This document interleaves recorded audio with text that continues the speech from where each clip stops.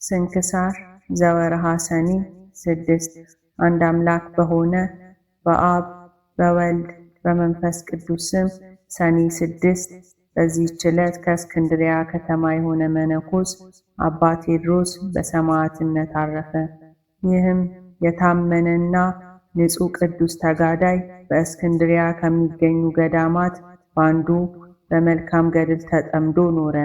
ታናሹ አርዮሳዊ ቆስጠንጢኖስ በነገሰ ጊዜ አርዮሳዊ ጊዮርጊስን በእስክንድርያ አገር ሊቀ ጳጳሳት አድርጎ ሾመው።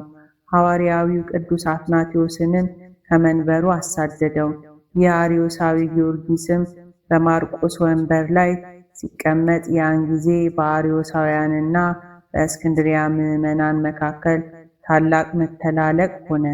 ሃይማኖታቸው የቀና ብዙዎች ምዕመናንም ክብር ይግባውና በጌታችን በኢየሱስ ክርስቶስ ስም ተገደሉ።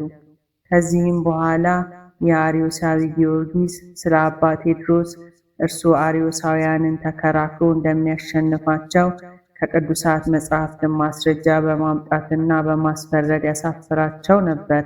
ያን ጊዜ ይህን መነኮስ አባ ቴዎድሮስን ይዘው በየአይነቱ በሆነ ስቃይ እንዲያሰቃዩ ታዘዘ።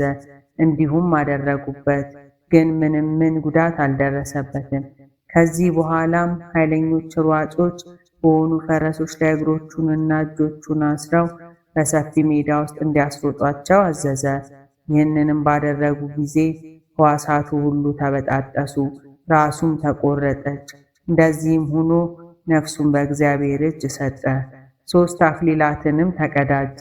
አንዱ ድንግልናውን ጠብቆ ስለመመንኮሱ፣ ሁለተኛው ሃይማኖትን ስለማስተማሩና ተከራክሮ መናፍቃንን ስለመመለሱ፣ ሦስተኛው ስለቀናቸው ሃይማኖቱ ደሙን በማፍሰሱ ነው። ከዚህም በኋላ ምዕመናን የተቆራረጡና የተበተኑ ሕዋሳቱን ሰብስበው በሳጥን ውስጥ አደረጓቸው። በዚህች ዕለትም መታሰቢያ በዓሉን አደረጉ። እንደ ሌሎቹ ቅዱሳን ሁሉ የምስጋና ድርሰትን በሮማይስጥ ቋንቋ ደረሱለት። በጸሎት መጽሐፋቸው ውስጥም ጻፉት። ለእግዚአብሔር ምስጋና ይሁን፣ እኛንም በዚህ ሰማዕት ጸሎት ይማረን፣ በረከቱም ከእኛ ጋር ትኑር ለዘላለሙ አሜን።